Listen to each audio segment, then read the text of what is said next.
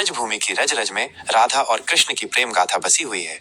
ये कोई सामान्य प्रेम नहीं, बल्कि आत्मा और परमात्मा के मिलन की अद्वितीय कथा है। भगवान श्री कृष्ण, जो विष्णु के अवतार माने जाते हैं, जब धरती पर बाल रूप में प्रकट हुए तो उनका बाल्यकाल मथुरा से दूर वृंदावन में बीता। वहीं राधा रानी का जन्म बरसाना में हुआ।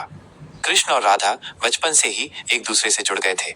जब कृष्ण बंसी बजाते तो राधा और गोपियां सब कुछ छोड़कर उस मधुर धुन की ओर खींची चली आती।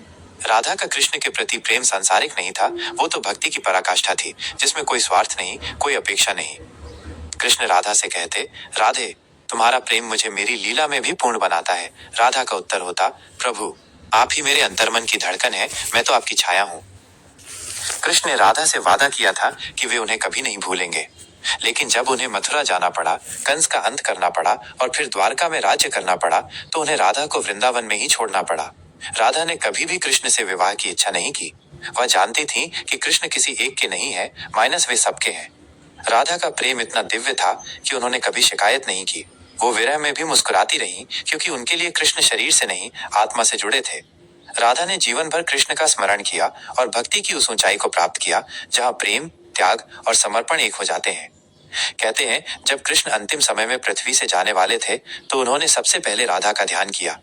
एक आखिरी बार कृष्ण ने राधा के सामने बंसी बजाई और फिर उस बंसी को हमेशा के लिए त्याग दिया, क्योंकि उसके बाद राधा जैसी शुद्ध प्रेमिका फिर कभी नहीं आई। राधा और कृष्ण की ये कहानी केवल प्रेम की नहीं, बल्कि अध्यात्म की भी है।